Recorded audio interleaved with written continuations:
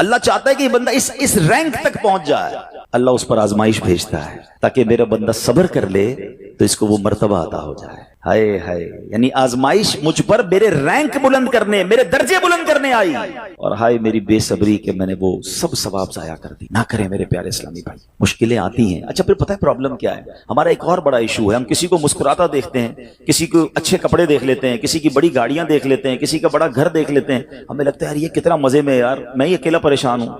یہ آپ کی بھول ہے۔ ایک بات یاد رکھیے گا، زندگی کی گاڑی مسائل کے پہیوں پر ہی چلتی ہے۔ امیر کے مسئلے اور ہیں، غریب کے مسئلے اور ہیں۔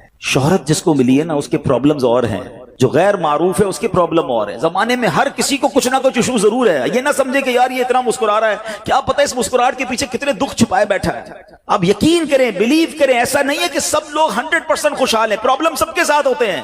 میں کیا بتاؤں آپ کو، ہمارے پاس تو لوگ دعائیں کروانے آتے ہیں نا، ایسی پرابلم بتاتے ہیں کہ پیروں سے زمین نکل جاتی ہے۔ بعض اوقات ہم اتنے بڑے گھر میں جاتے ہیں، اس کی گاڑیاں کروڑوں روپے کی کھڑی ہیں، ان سے ملاقات ہوئی، وہ کہتے ہیں حضرت آپ سے الگ سے دعا کروانی ہے۔ جب وہ بیچارہ اپنا مسئلہ بتاتا ہے نا، ہمیں لگتا ہے یار ہمارا تو غم ہی کچھ نہیں ہے، کتنی بڑی آزمائش سے گزر رہا ہے، کتنی بڑی پرابلم سے گزر رہا ہے۔ میں آج کی آپ کو مثال دیتا ہوں۔ ایک ہمارے بہت اچھے بھائی تھے، آج سے کچھ عرصہ پہلے انہوں نے ہمیں ایک ماشاءاللہ پراپرٹی دعوت اسلامی کے لیے، بچیوں کے مدرسے کے لیے دی، اور اس کے چند دنوں بعد ان کا وصال ہو گیا۔ ان کو بیچاروں کو کینسر تھا۔ میں ان کے گھر پہ دعا کرنے گیا، ان کے بیٹے نے مجھ سے جب گلے لگا نا تو بیٹا رونے لگا۔ اچھا میں سمجھا کہ بیچارہ اپنے والد کو یاد کر کے رو رہا ہے، ظاہر ہے 16 دن پہلے انتقال ہوا۔ اندر گئے، دعا کی، اس کے بعد میرے کان میں کہتا ہے کہ عبدالحبیب بھائی اس وقت میری زوجہ ہاسپٹل میں ہے۔ میں نے کہا کیا ہو گیا؟ کہ میری وائف کو بلڈ کینسر ہو گیا ہے۔ والد کا کینسر میں انتقال ہوا ہے، اللہ نے بڑا نوازا ہے ان کو، جیولرز ہیں، لیکن میں یقین کریں، میں آپ کو سچ بتا رہا ہوں، میں گاڑی میں بیٹھ کے میں بھی رونے لگا، کیونکہ وہ بندہ جب مجھے چھوڑنے آیا نا پھر میرے گلے لگ کے رو رہا تھا۔ میں سوچنے لگا یار کتنا دکھ ہے لوگوں کو، اللہ نے کتنی بڑی ہم پر مہربانیاں کی ہیں۔ اگر مجھے کوئی بڑی بیماری نہیں ہے، میرے بچے میرے ساتھ ہیں، میری فیملی میرے ساتھ ہے، نہیں چاہیے یار دنیا کے سارے اللہ تللے نہ ملے اتنی ساری لگژریز، صحت سے بڑھ کے کچھ نہیں ہے، مگر ہمیں اس کی قدر ہی نہیں ہے، ہمیں اس کی کوئی اہمیت کا اندازہ ہی نہیں۔ پوچھو ان سے، کروڑوں روپے ہیں مگر علاج نہیں ہو پا رہا، ڈاکٹر بعض اوقات مایوس کر دیتے ہیں۔ کتنا تکلیف میں ہیں لوگ، اور ہم ہیں کہ چھوٹی چھوٹی باتوں پر بے صبری۔ صبر تو کریں، اللہ کی رضا پر راضی تو رہیں۔ میں نے آپ کو خاندان نبوت کا واقعہ سنایا، ارے کھانے کو کچھ نہیں ہے، کاش یہ بات ہمیں سمجھ آ جائے اور ہم ہر حال میں اللہ کا شکر ادا کرنے والے بن جائیں۔ اور ایک اور میں آپ کو بات بتاؤں، ہم جو دنیا والوں کو بتاتے ہیں نا، ہوتا کچھ نہیں ہے اس سے، مت بتایا کرو دنیا والوں کو، صحیح بتاتا ہوں، مت بتایا کرو، اپنے غم مت بتایا کرو، ثواب بھی چلا جاتا ہے۔ اور بعض اوقات یہ دنیا والے نا ہمارا مذاق بھی اڑاتے ہیں۔ ہم جب کسی کو اپنا پرابلم بتاتے ہیں نا، ہمارے سامنے تو بڑے اچھے بنتے ہیں کہ اچھا ٹھیک ہے میں کرتا ہوں کچھ، بعد میں جا کے دنیا میں باتیں کرتے ہیں، آیا تھا میرے پاس ہے، اس کا یہ مسئلہ ہے، ہاں باتیں بڑی کرتا ہے، بڑی پرابلم میں ہے۔ کیوں بتاؤں میں دنیا والوں کو؟ نعت کا شعر ہے نا، کسی کا احسان کیوں اٹھائیں، کسی کو حالات کیوں بتائیں، کیوں بتاؤں میں دنیا والوں کو مجھے کیا غم ہے نا؟ میرے آقا سلامت رہے ہیں، اللہ کے حبیب علیہ الصلوۃ والسلام ہیں، اور رب عز و جل کی بارگاہ ہے، میں ادھر عرض کروں نا، کسی کا احسان کیوں اٹھائیں، کسی کو حالات کیوں بتائیں، آقا تم ہی سے مانگیں گے تم ہی دو گے، تمہارے در سے ہی لو لگی ہے۔ ہاں اللہ رسول کی بارگاہ میں عرض کیا، ادھر آنسو بہاؤ، نہ بتاؤ دنیا والوں کو۔ ایک اور کمال کا شعر ہے کہ دنیا والے تو درد دیتے، دنیا والے تو درد دیتے ہیں، زخمی دل کی دوا مدینہ ہے۔ تو جب دنیا والوں نے کوئی ہمارا بھلا کرنا بھی نہیں، نہ ان کے ہاتھ میں ہے، شفا دینے والی ذات میرے رب کی، برکت دینے والی ذات میرے رب کی، تو اللہ سے ہی باتیں کرو نا۔ تو آج سے یہ ذہن بنا لے میرے پیارے اسلامی بھائی، مشکل آنی ہے تو صبر کے ساتھ وہ وقت گزارنا ہے، اللہ کی رضا پر راضی رہنا ہے۔ وہ بڑا کریم ہے، وہ اپنے غیب کے خزانوں سے آپ کو عطا فرمائے۔ توجہ بیان کی طرف رکھیے گا۔ اور اب آتے ہیں اس پورے واقعے سے ایک اور خوبصورت بات جو ہمیں سیکھنے کو ملی، اور وہ بات کیا ہے کہ نبی پاک کے خاندان کی سخاوت کیسی تھی۔ مولا علی شیر خدا کے پاس صرف 6 درہم تھے، آپ نے وہ سب کے سب دے دیے۔ مگر آج حال یہ ہے کہ لوگ اپنی زکوٰۃ ادا نہیں کرتے۔ آج زکوٰۃ لوگوں کو بھاری پڑنے لگ گئی ہے۔ جب کیلکولیٹ کرتے ہیں کہ جناب کروڑوں روپے زکوٰۃ، تو اس کے بعد ان کو بھاری لگتی ہے۔ نہ کریں ایسا، یہ زکوٰۃ مال کا میل ہے، اور اگر یہ مال کا میل آپ کے مال سے جدا نہ ہوا تو یہ آپ کے مال کو بھی میلا کر دے گا۔ ایک بات یاد رکھیے گا، سرکار دو عالم صلی اللہ تعالی علیہ وسلم کا یہ فرمان ہے، اپنی زکوٰۃ ادا کر کے اپنے مال کو مضبوط قلعوں میں قید کر لو۔ اگر میں اور آپ چاہتے ہیں نا کہ میری آپ کی پراپرٹی سیکیور رہے، ہمارے مال و اسباب سیکیور رہے، تو حدیث پاک میں تو فارمولہ موجود ہے کہ اپنے مال کو زکوٰۃ دے کر مضبوط قلعوں میں قید کر لو۔ لیکن یہاں زکوٰۃ دینے کے لیے تیار نہیں لوگ، लमसम निकाल देते हैं, कैलकुलेट नहीं करते। याद रखिए ये माल ही अजाब बन जाएगा अगर आप ज़कात पूरी अदा नहीं करते। अगर हमारे पाकिस्तान में सारे सरमायादार कुछ ना करें, अपनी ज़कात पूरी अदा कर दें, सारे जमींदार अपनी ज़कात पूरी अदा कर दें, आप अपनी आंखों से देखेंगे कि गुर्बत कितनी जल्दी खत्म होती चली जा रही है। मैंने एक बार कैलकुलेशन की, जरा सुनिएगा। पाकिस्तान ज़रई मुल्क है, ठीक है, और उसकी ज़राअत की जो कैलकुलेशन है वो इंटरनेट पर मौजूद है। You can search with yourself. आप चेक कर लें कि 2023 में पाकिस्तान की टॉप 20 क्रॉप्स कौन कौन सी हुई हैं। आप इंटरनेट पर खुद ढूंढ लें, आपके सामने उस क्रॉप की कैलकुलेशन भी आ जाएगी कि इतने मिलियन टन, इतने जनाब करोड़ केजी जो है वो गंदुम हुआ, तो कॉटन हुआ, तो फ्रूट्स हुए, तो शुगर हुई। पाकिस्तान को अल्लाह ने बड़ा नवाजा है। शरीयत का हुक्म क्या है? जिस अल्लाह रसूल की हम बात कर रहे हैं, जिस इस्लाम को हमने कबूल किया है, शरीयत का हुक्म यह है कि अगर आपकी फसल उगती है तो उस फसल में अगर बारिश का पानी है और आप अपना पानी परचेज नहीं कर रहे और सिर्फ बारिश से आपकी फसल उग रही है, तो जितनी फसल उगी 10% उशर, क्या कहते हैं, 10वें हिस्से को, वो आपने निकाल देना है अल्लाह की राह में। वो गरीबों का हक है, वो ज़कात है जमीन की। और अगर आप पानी ट्यूबवेल वगैरह से लेते हैं, पैसों से खरीदते हैं, तो 5%। आप बिलीव करें, मैं बैठा कैलकुलेटर लेकर कि पाकिस्तान की टॉप 10 क्रॉप्स कितनी होती हैं, उसकी मालियत कितनी है, उसकी वैल्यू कितनी है, वो मैंने बनाई और उसका 5% लगाया, जो देना ही देना है। आप यकीन करें वो भी खरबों रुपए में बन गया। ये खरबों रुपए कहां है? अगर हम ज़कात देते तो कितने गरीबों का भला हो जाता, कितने घर खुशहाल हो जाते। अच्छा, ये तो सिर्फ जमीन की ज़कात है, प्रॉपर्टीज की ज़कात अरबों खरबों रुपए के लोग मालिक हैं। मगर जब कैलकुलेटर चलाते हैं ना, ओए होए होए, ज़कात जनाब 10 करोड़ रुपए बन जाएगी, तो फिर भारी लगती है। अल्लाह के बंदे, अल्लाह ने 4 अरब दिए हैं तो 10 करोड़ ज़कात है ना, तो टेंशन काहे की है? शुक्र अदा करो, अल्लाह ने देने वाला बनाया, मांगने वाला नहीं बनाया। मगर आज ज़कात भारी पड़ गई है। आपको पता है कारून क्यों धसाया गया था? कारून ये हजरत मूसा का कजन था, ये तौरात का आलिम था और बड़ा बड़ा आलिम दीन था। मगर जब हजरत मूसा ने उसको ज़कात का हुक्म दिया ना, उसके पास कितने पैसे थे कि कुरान कहता है उसकी खजानों की चाबियां एक जमात लेकर चलती थी। खजाने नहीं, सिर्फ कीज ऑफ द ट्रेजर, इतना खजाना था। मगर क्या हुआ ये कि जब हजरत मूसा ने उसको कहा, अच्छा उस जमाने पता है ज़कात कितनी थी? अभी तो 100 पे 2.5 है ना, 1000 पे 1। आपने फरमाया हर 1000 पर 1 तुमने ज़कात देनी है। उसने कैलकुलेट किया तो बहुत बनते थे। हजरत मूसा के खिलाफ हो गया, ज़कात का इनकार किया, अपने खजानों के साथ जमीन में धंसा दिया गया। प्लीज खुदा के वास्ते इस आवाज को सब मिलकर आगे बढ़ाएं। मैं तो ये समझता हूं जिस तरह हम नमाज की बात करते हैं कि नमाज पढ़ो, ज़कात दें, बेशक किसी को भी दें, जो हकदार है उसको दें, मगर ज़कात पूरी दें। पाकिस्तान खुशहाल हो जाएगा, गरीबों का भला हो जाएगा। लेकिन ज़कात जिसकी हजारों लाखों में शायद वो निकाल देता है, मगर जब ज़कात करोड़ों में हो रही है तो लोगों के दिलों पर बोझ बनती जा रही है। इसको बोझ ना बनने देना। मैं एक दुआ करता हूं आज, अगर आपको लगे तो आप भी आमीन कह देना। अपने लिए तो मैं कई बार ये दुआ करता हूं कि या अल्लाह मुझे वो माल ना देना जिसकी ज़कात मुझ पर भारी हो जाए। अहो आमीन। या अल्लाह वो माल देना कि मैं खुश दिली से तेरी राह में ज़कात दूं। अच्छा, ये भी बड़ा इशू है, पैसे निकलते हैं तो भारी बड़े पड़ते हैं।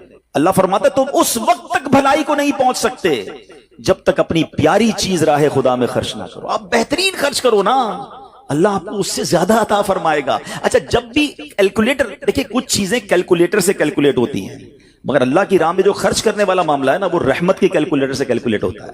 वो मेरे और आपके कैलकुलेटर से कैलकुलेट नहीं होगा। आप हिसाब करेंगे कि यार मौलाना साहब कह रहे हैं अल्लाह की राह में खर्च करने से माल कम नहीं होता, करोड़ रुपए हैं, 2.5 लाख ज़कात दूंगा तो 97.5 बच गए, ये तो कम हो गए। आप इसको कहीं नोट कर लीजिए, अगले साल आप करोड़ रुपए की ज़कात नहीं दे रहे होंगे, आप उससे ज्यादा की ज़कात दे रहे होंगे। ये कैसे? जो भी ज़कात देता है आप उसको पूछ लीजिए, हर साल उसकी ज़कात बढ़ती है। क्यों बढ़ती है भाई? ज़कात तो कम हो, पैसे कम होने चाहिए थे। नहीं जनाब, ये मेरे नबी अलैहिस्सलाम का वादा है। वैसे तो मेरे आका जो फरमाए हक है, मगर इस हदीस में अल्लाह के रसूल अलैहिस्सलाम ने कसम उठाई। आप फरमाते मैं कसम खाकर कहता हूं अल्लाह की राह में खर्च करने से माल कम नहीं होता। फिर तो लॉक कर दो ना, फिर तो समझ जाओ कि जब नबी पाक कसम उठाकर फरमा रहे हैं। अच्छा, फिर आप सबको देख लें, जो बांट रहा है ना, हम हर साल उसका बढ़ते हुए देख रहे हैं, कम नहीं होता। ये बेवकूफी है जो ये सोचता है कि यार दे दूंगा तो कम हो जाएगा। नहीं। और फिर मैं आखिरी बात कर दूं अपने बयान में, जो एक और इशू जो बहुत बड़ा हम देखते हैं, एक तो ज़कात पूरी देनी है और इंजॉय करके देनी है, खुश दिली से देनी है, मजे लेकर देनी। ये नहीं कि दिल पर बोझ, यार क्या करूं, 1 साल हो गया अब तो ज़कात देनी पड़ेगी। नहीं, ये नहीं। दो और इंजॉय करो, अल्लाह की राह में खुश दिली से दो। एक वाकया सुन ले, बात और क्लेरिफाई हो जाएगी। हजरत अबू जाफर अपने जमाने के बड़े अब्दाल हैं, उनके घर में एक फकीर आया तो उन्होंने अपनी ज़ौजा को कहा कि اپنے پاس کیا ہے دینے کے لیے؟ کہا حضور صرف 4 انڈے ہیں گھر میں, nothing else, 4 eggs only. کہا یہ چاروں ہی دے دو. ایمان اور عقیدہ اور بلیف دیکھیں, چاروں دے دو. چاروں دے دیے. تھوڑی دیر بعد دروازے پر دستک ہوئی, دیکھا تو ایک بندہ ٹوکری لے کر آیا. کہا کیا ہے؟ بیگم سے پوچھا. کہا آپ کے دوست نے انڈے بھجوائے ہیں. کہا کتنے آئے ہیں؟ کہا صاحب ذرا سنیے گا, کتنے آئے؟ تو کہا کہ 30 آئے ہیں. 30 کس حساب سے آئے؟ ہم نے تو 4 دیے تھے نا. اب ایمان, ان کا عقیدہ اور ان کا بلیف دیکھے, کیا 4 دیے تو 40 آنے چاہیے تھے. ایک کا 10 اللہ کا وعدہ ہے نا. تو کہا حضور آئے تو 40 ہیں مگر 10 انڈے ٹوٹے ہوئے ہیں. تو آپ نے اپنی زوجہ سے پوچھا کہ سچ بتاؤ جو تم نے 4 دیے تھے اس کی کنڈیشن کیا تھی؟ کہا حضور بات یہ, جب میں نے 4 دیے تھے نا اس میں بھی 3 ثابت تھے, ایک ٹوٹا ہوا ہی تھا. یہ فارمولا آج یاد کر لو, پورے دو گے پورے ملیں گے, ٹوٹے دو گے ٹوٹے ملیں گے. اب آپ چیک کیجئے کہ جب اللہ کی راہ میں خرچ کرنے کی باری آتی ہے, میں اپنا مال دل سے نکلتے ہوئے دکھ ہو رہا ہے یا خوشی ہو رہی ہے, بہترین دے رہا ہوں یا بچانے کی کوشش کر رہا ہوں. ہمیشہ یاد رکھیں, ہم اللہ کی راہ میں خرچ کرتے ہیں, ہمارے پیسے نہیں پہنچتے وہاں پر, وہاں نیت پہنچتی ہے. اب مجھے بتاؤ نا یار, ہم اپنے لیے خرچ کرتے ہیں بہترین کھانا, بہترین لباس, اور غریب کو دینا ہے تو بچا ہوا لیفٹ اوور. اب اچھا اب میں کہتا ہوں 100 بندوں کو نہیں کھلا سکتے, نہ کھلائیں, 2 کو کھلائیں, اچھا کھلائیں, کوئی بات نہیں. آپ کسی کے دل میں خوشی تو داخل کریں, اپنے گھر والوں کے لیے لباس خرید لیں, 2 غریب بچوں کے لیے ویسا ہی لباس خرید لیں, پھر دیکھیں آپ کو کیسی برکتیں ملتی ہیں. تو ہمیں اس بار یہ ایک انداز اختیار کرنا ہے کہ ہم نے اللہ کی راہ میں بہترین خرچ کرنا ہے. اس کو ہمیں غلطی کیا کرتے ہیں, فطرے کی. جو فطرے کی جو بات ہے اس میں آپ کو ایک بات بتاتا ہوں. فطرہ حدیث پاک میں 4 قسم کا بیان ہوا ہے, گندم کا, جو کا, کشمش کا اور کھجور کا. ٹھیک ہے, لیکن ہم بچپن سے سن رہے ہیں, جب بھی فطرے کی باری آتی ہے ہم پہلے 50 روپے تھا وہ دے دیا, 100 دے دیا, 200 دے دیا, 300 دے دیا. ہمیں یہ پوری حدیث یا تو ہم نے پڑھی نہیں تھی یا ہمارے ذہن میں نہیں تھی, مگر حدیث پاک میں 4 قسم کا فطرہ بیان ہوا ہے. غریب آدمی گندم کا فطرہ دے دے کوئی بات نہیں, مگر جو روزانہ بہترین افطاری کر رہا ہے, بہترین کھانے کھا رہا ہے, سچ بتاؤ اس کو کون سا فطرہ دینا چاہیے؟ میری افطاری روز اجوا کھجور سے ہے اور عید والے دن میں گندم کا فطرہ دے آتا ہوں. ہمیشہ یاد رکھے, اچھا خرچ کرے نا. اس بار فطرہ جس کو اللہ نے جیسا نوازا ہے, غریب آدمی کے لیے بات نہیں کر رہا, جس کو نوازا ہے رب نے. کیا ہم کبھی ایسا کرتے ہیں کہ عید کی شاپنگ کے لیے جائیں, دکاندار سے کہیں کہ یار جو کپڑا سب سے سستا ہے وہ نکال دو, سب سے سستے جوتے نکال دو, میں نے عید پڑھنی ہے. بہترین چاہیے, اپنے لیے بہترین لینا ہے, اللہ کی راہ میں لوئسٹ والا فطرہ دینا ہے. خود غور کریں, خرچ کیجئے گا, دل سے کریں, اللہ اور نوازے گا. اور یہ تو وقت ہے لوگوں کو بانٹنے کا, یہ وقت ہے مسلمان بھائیوں کا ہاتھ پکڑنے کا, غریبوں کی مدد کرنے کا. کسی کی افطاری اچھی کر دیں, کسی کی سحری اچھی کر دیں, کسی کو لباس دے کر اس کی عید اچھی کر دیں. نہ جانے کس کی دعا کے صدقے آپ کا بیڑا پار ہو جائے گا. تو اے میرے پیارے اسلامی بھائیوں, جو میں نے مولا علی شیر خدا کرم اللہ تعالی وجہ الکریم اور ان کے خاندان کا واقعہ سنایا, اس میں میسج ہی یہ تھا کہ سخاوت اس کو کہتے ہیں. یہ ہے اللہ کی راہ میں خرچ کرنا جو کیسے بلاؤں کو اور بیماریوں کو دور کرتا ہے. مگر آج حال یہ ہے, یقین جانے دکھ ہوتا ہے جب ہم ملتے ہیں لوگوں سے, ان کی ویلتھ پتہ ہوتی ہے مگر زکوٰۃ پوری دینے کے لیے کوئی تیار نہیں ہے. خدا رسول کے واسطے آپ بھی اور یہ پیغام کو عام کریں. میں نہیں کہتا آپ دعوت اسلامی کو دیں, کہ زکوٰۃ تو پوری دو یار. یہ وہ مال ہے جو آپ مارے جاؤ گے, یہ مال آپ کے لیے عذاب کا باعث بن جائے گا. اور واللہ میں 2-4 دن پہلے ایک بزنس مین کے پاس گیا, بعض اوقات ہمیں بزنس مین بھی سکھا رہے ہوتے ہیں. کیا کمال کی اس نے مجھے بات کہی, وہ کہتا ہے عبدالحبیب بھائی میرا یہ پیغام ذرا بزنس کمیونٹی تک پہنچائیے گا کہ جو زکوٰۃ نہیں دیتے نا اور جو خرچ نہیں کرتے, ان کو پتہ ہی نہیں ہے وہ کتنا بڑا لاس کر رہے ہیں. میں نے بانٹنا شروع کیا ہے, میرے مال میں ایسے برکت آئی ہے, میں خود حیران ہوں. میرے سامنے ڈیل ہوتی تھی وہ مجھے نظر نہیں آتی تھی, میں ادھر اللہ کی راہ میں صدقہ کرتا ہوں, ایسا لگتا ہے آنکھوں سے پردہ اٹھتا ہے, میرا کام ہو جاتا ہے. تو ان کو بتائیے آپ اپنا خود نقصان کر رہے ہیں اللہ کی راہ میں خرچ نہ کر کے. تو یہ ڈیوٹی ہے, بچپن سے سنا تھا اسلام کے 5 پلر ہیں, توحید, روزہ, نماز, حج اور زکوٰۃ. ہم زکوٰۃ کو تو ایسے اگنور کر بیٹھے ہیں کہ جناب دے دی اپنی مرضی سے, کوئی 5 لاکھ دیتا ہے, کوئی 10 لاکھ دیتا ہے, زکوٰۃ کس کو جاری ہے یہ بھی نہیں سوچ رہے کہ میری زکوٰۃ کا یہ مستحق ہے کہ نہیں, میں جس آرگنائزیشن کو دے رہا ہوں اس کے پاس کوئی زکوٰۃ ادا کرنے کا صحیح فارمولا ہے کہ نہیں, یا میں جس بندے کو دے رہا ہوں وہ زکوٰۃ کا مستحق ہے کہ نہیں, بس سر سے ایک بوجھ اتارنا ہے, لم سم اماؤنٹ دے دینی ہے. یہ نہیں چلے گا. خدا را یاد رکھیے, زکوٰۃ پوری کیلکولیٹ کرنا بھی آپ کی ذمہ داری ہے اور صحیح مستحق تک پہنچانا بھی آپ کی ذمہ داری ہے. اور آپ بلیو کریں, جس دن آپ نے یہ کام کر لیا آپ ملٹیپلیکیشن دیکھیں گے, آپ اپنے غم اور اپنی پریشانیاں دور ہوتے ہوئے دیکھیں گے. میں رب کریم سے دعا کرتا ہوں اللہ ہمیں دل کھول کر اپنی راہ میں خرچ کرنے کی توفیق عطا فرمائے. اور پھر سب سے پہلا حق آپ کی زکوٰۃ کا وہ حق ہے آپ کے اپنے غریب رشتہ داروں کا. اپنے غریب رشتہ داروں کو آپ دیجئے زکات، کیونکہ جو اپنے رشتہ داروں کو زکات دیتا ہے، صدقہ کرتا ہے، اس کو ڈبل ثواب ملتا ہے، ایک صدقہ دینے کا، ایک صلہ رحمی کرنے کا۔ اور پھر آپ کے غریب رشتہ داروں سے بعد زکات بچ جائے تو پھر میری گزارش ہے کہ دعوت اسلام کتنے بڑے پیمانے پر دنیا میں کام کر رہی ہے، تو اپنی زکات کا اپنا حصہ جو ہے اس میں ضرور عطا فرمائیں۔ اللہ کریم ہم سب کا جمع ہونا اپنی بارگاہ میں قبول فرمائے، آمین بجاہ النبی الامین صلی اللہ تعالی علیہ وسلم۔ سورہ کوثر۔ سورہ کوثر کا تعارف، مقام نزول۔ علامہ علی بن محمد خازن رحمت اللہ تعالی علیہ فرماتے ہیں سورہ کوثر جمہور مفسرین کے نزدیک مکیہ ہے اور بعض مفسرین کے نزدیک مدنیہ ہے۔ آیات، کلمات اور حروف کی تعداد، اس سورت میں 1 رکوع، 3 آیتیں، 10 کلمے اور 42 حروف ہیں۔ کوثر نام رکھنے کی وجہ، کوثر سے دنیا اور آخرت کی بے شمار خوبیاں مراد ہیں اور جنت کی ایک نہر کا نام بھی کوثر ہے۔ اس سورت کی پہلی آیت میں یہ لفظ موجود ہے، اس مناسبت سے اسے سورہ کوثر کہتے ہیں۔ سورہ کوثر کے مضامین، اس سورت کا مرکزی مضمون یہ ہے کہ اس میں اللہ تعالیٰ نے اپنے حبیب صلی اللہ تعالی علیہ وآلہ وسلم کی مدحت بیان فرمائی ہے، اور اس میں یہ مضامین بیان ہوئے ہیں۔ نمبر 1، اس کی پہلی آیت میں اللہ تعالیٰ کے اس فضل و احسان کا بیان ہے جو اس نے اپنے حبیب صلی اللہ تعالی علیہ وسلم پر فرمایا۔ نمبر 2، دوسری آیت میں نبی کریم صلی اللہ تعالی علیہ وسلم سے فرمایا گیا کہ اللہ تعالیٰ کے فضل و احسان کے شکریے میں نماز پڑھتے رہیں اور قربانی کریں۔ نمبر 3، تیسری آیت میں فرمایا گیا کہ جو اللہ تعالیٰ کے حبیب صلی اللہ تعالی علیہ وآلہ وسلم کا دشمن ہے وہی ہر خیر سے محروم ہے۔ سورہ ماعون کے ساتھ مناسبت، سورہ کوثر کی اپنے سے ما قبل سورت ماعون کے ساتھ مناسبت یہ ہے کہ سورہ ماعون میں کافروں اور منافقوں کی جو صفات بیان کی گئیں ان کے مقابلے میں سید المرسلین صلی اللہ تعالی علیہ وآلہ وسلم کے اوصاف سورہ کوثر میں بیان کیے گئے۔ بسم اللہ الرحمن الرحیم۔ ترجمہ، اللہ کے نام سے شروع جو نہایت مہربان رحمت والا ہے۔ اِنَّا أَعْطَيْنَاكَ الْكَوْثَرَ فَصَلِّ لِرَبِّكَ وَانْحَرْ إِنَّ شَانِئَكَ هُوَ الْأَبْتَرُ۔ ترجمہ، اے محبوب، بے شک ہم نے تمہیں بے شمار خوبیاں عطا فرمائیں تو تم اپنے رب کے لیے نماز پڑھو اور قربانی کرو، بے شک تمہارا دشمن ہی ہر بھلائی سے محروم ہے۔ إِنَّا أَعْطَيْنَاكَ الْكَوْثَرَ۔ اے محبوب، بے شک ہم نے تمہیں بے شمار خوبیاں عطا فرمائیں۔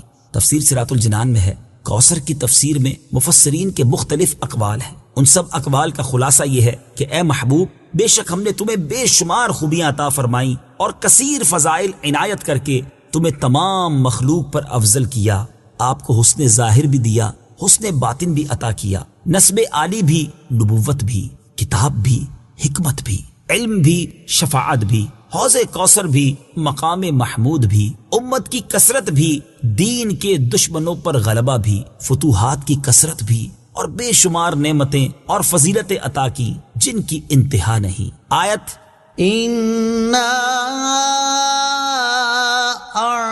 أَعْطَيْنَاكَ الْكَوْثَرَ سے حاصل ہونے والی معلومات، اس سے 5 باتیں معلوم ہوئی۔ نمبر 1، اللہ تعالیٰ نے اپنے حبیب صلی اللہ تعالی علیہ وآلہ وسلم کو کوثر عطا کر دی ہے، کیونکہ یہاں یہ نہیں فرمایا گیا کہ ہم آپ کو کوثر عطا کریں گے، بلکہ یہ فرمایا کہ بے شک ہم نے آپ کو کوثر عطا کر دی۔ نمبر 2، اللہ تعالیٰ کی اپنے حبیب صلی اللہ تعالی علیہ وآلہ وسلم پر یہ عطا ان کے نبی اور رسول ہونے کی وجہ سے نہیں، بلکہ آپ علیہ الصلوۃ والسلام کی ذات کی وجہ سے ہے، جو شان محبوبیت کی صورت ہے، کیونکہ یہاں یہ فرمایا أَعْطَيْنَاكَ، ہم نے آپ کو عطا فرمائی، یہ نہیں فرمایا کہ اعطینا الرسول یا اعطینا النبی۔ نمبر 3، تاجدار رسالت صلی اللہ تعالی علیہ وآلہ وسلم پر یہ عطا کسی عبادت اور ریاضت کی وجہ سے نہیں ہے، بلکہ ان پر یہ عطا اللہ تعالیٰ کے عظیم فضل اور احسان کی وجہ سے ہے، کیونکہ یہاں عطا کا ذکر پہلے ہوا اور عبادت کا ذکر بعد میں ہوا۔ نمبر 4، اللہ تعالیٰ نے آپ کو کوثر کا مالک بنا دیا ہے تو آپ جسے چاہیں جو چاہیں عطا کر سکتے ہیں۔ نمبر 5، سید المرسلین صلی اللہ تعالی علیہ وآلہ وسلم کی مدحت خود رب تعالیٰ فرماتا ہے۔ اعلیٰ حضرت امام احمد رضا خان علیہ الرحمت الرحمان فرماتے ہیں، انا اعطیناک الکوثر، ساری کثرت پاتے یہ ہیں، ٹھنڈا ٹھنڈا، میٹھا میٹھا، پیتے ہم ہیں، پلاتے یہ ہیں۔ اور ایک اور جگہ فرماتے ہیں نا، اے رضا خود صاحب قرآن ہے مداح ہے حضور، تجھ سے کب ممکن ہے پھر مدحت رسول اللہ کی۔ فصل لربك وانحر، تو تم اپنے رب کے لیے نماز پڑھو اور قربانی کرو۔ تفسیر صراط الجنان میں ہے، یعنی اے حبیب صلی اللہ تعالی علیہ وآلہ وسلم، اللہ تعالیٰ نے آپ کو دونوں جہاں کی بے شمار بھلائیاں عطا کی ہیں اور آپ کو وہ خاص رتبہ عطا کیا ہے جو آپ کے علاوہ کسی اور کو عطا نہیں کیا۔ تو آپ اپنے اس رب عز و جل کے لیے نماز پڑھتے رہیں جس نے آپ صلی اللہ تعالی علیہ وآلہ وسلم کو کوثر عطا کر کے عزت و شرافت دی، تاکہ بتوں کے پجاری ذلیل ہوں اور بتوں کے نام پر ذبح کرنے والوں کی مخالفت کرتے ہوئے اپنے رب عز و جل کے لیے اور اس کے نام پر قربانی کرے۔ اس آیت کی تفسیر میں ایک قول یہ بھی ہے کہ نماز سے نماز عید مراد ہے۔ ان شانئك هو الابتر، بے شک تمہارا دشمن ہی ہر بھلائی سے محروم ہے۔ تفسیر صراط الجنان میں ہے۔ شان نزول، جب سید المرسلین صلی اللہ تعالی علیہ وآلہ وسلم کے فرزند حضرت قاسم کا وصال ہوا تو کفار نے آپ کو ابتر یعنی نسل ختم ہو جانے والا کہا، اور یہ کہا کہ اب ان کی نسل نہیں رہی، ان کے بعد اب ان کا ذکر بھی نہ رہے گا اور یہ سب چرچا ختم ہو جائے گا۔ اس پر یہ سورہ کریمہ نازل ہوئی اور اللہ تعالیٰ نے ان کفار کا بالغ رد فرمایا، اور اس آیت میں ارشاد فرمایا کہ اے حبیب صلی اللہ تعالی علیہ وآلہ وسلم، بے شک تمہارا دشمن ہی ہر بھلائی سے محروم ہے، نہ کہ آپ، کیونکہ آپ کا سلسلہ قیامت تک جاری رہے گا، آپ کی اولاد میں بھی کثرت ہوگی اور آپ کی پیروی کرنے والوں سے دنیا بھر جائے گی۔ آپ کا ذکر ممبروں پر بلند ہوگا، قیامت تک پیدا ہونے والے عالم اور واعظ اللہ تعالیٰ کے ذکر کے ساتھ آپ کا ذکر کرتے رہیں گے، اور آخرت میں آپ کے لیے وہ کچھ ہے جس کا کوئی وصف بیان ہی نہیں کر سکتا۔ تو جس کی یہ شان ہے وہ ابتر کہاں ہوا، بے نام و نشان اور ہر بھلائی سے محروم تو آپ کے دشمن ہیں۔ اعلیٰ حضرت امام احمد رضا خان رحمۃ اللہ تعالی علیہ اس صورت کی تفسیر بیان کرتے ہوئے فرماتے ہیں، عاص بن وائل شقی نے جو صاحبزادہ سید المرسلین صلی اللہ تعالی علیہ وآلہ وسلم کے انتقال پرملال پر حضور کو ابتر یعنی نسل بریدہ کہا، حق تعالی نے فرمایا انا اعطیناک الکوثر، بے شک ہم نے تمہیں خیر کثیر عطا فرمائی کہ اولاد سے نام چلنے کو تمہاری رفعت ذکر سے کیا نسبت، کروڑوں صاحب اولاد گزرے جن کا نام تک کوئی نہیں جانتا، اور تمہاری ثنا کا ڈنکا تو قیامت تک اکناف عالم اور اطراف جہاں میں بجے گا، اور تمہارے نام نامی کا خطبہ ہمیشہ ہمیشہ اطباق فلک آفاق زمین میں پڑھا جائے گا۔ پھر اولاد بھی تمہیں وہ نفیس و طیب عطا ہوگی جن کی بقا سے بقائے عالم مربوط رہے گی۔ اس کے سوا تمام مسلمان تمہارے بال بچے ہیں، اور تم سب مہربان ان کے لیے کوئی نہیں، بلکہ حقیقت کار کو نظر کیجئے تو تمام عالم تمہاری اولاد مانوی ہے کہ تم نہ ہوتے تو کچھ بھی نہ ہوتا، اور تمہارے ہی نور سے سب کی آفرینش ہوئی۔ اسی لیے جب ابو البشر آدم تمہیں یاد کرتے تو یوں کہتے، یا ابنی صورتن و ابایا معنن، اے ظاہر میں میرے بیٹے اور حقیقت میں میرے باپ۔ پھر آخرت میں جو تمہیں ملنا ہے اس کا حال تو خدا ہی جانے، جب اس کی یہ عنایت بے غایت تم پر مبذول ہو تو تم ان اشقیاء کی زبان درازی پر کیوں ملول ہو، بلکہ فصل لربك وانحر، رب کے شکرانے میں اس کے لیے نماز پڑھو اور قربانی کرو۔ ان شانئك هو الابتر، جو تمہارا دشمن ہے وہی نسل بریدہ ہے کہ جن بیٹوں پر اسے ناز ہے، یعنی عمرو و حشام رضی اللہ تعالی عنہما، وہی اس کے دشمن ہو جائیں گے، اور تمہارے دین حق میں آ کر بوجہ اختلاف دین اس کی نسل سے جدا ہو کر تمہارے دینی بیٹوں میں شمار کیے جائیں گے۔ پھر آدمی بے نسل ہوتا تو یہی صحیح کہ نام نہ چلتا، اس سے نام بد کا باقی رہنا 1000 درجے بدتر ہے۔ تمہارے دشمن کا ناپاک نام ہمیشہ بدی و نفرین کے ساتھ لیا جائے گا، اور روز قیامت ان گستاخیوں کی پوری سزا پائے گا، والعیاذ باللہ تعالی۔ اس سے معلوم ہوا کہ حضور پرنور صلی اللہ تعالی علیہ وآلہ وسلم کا اللہ تعالیٰ کی بارگاہ میں مقام اتنا بلند ہے کہ ان کے گستاخ کو اس کی گستاخی کا جواب خود رب تعالیٰ دیتا ہے۔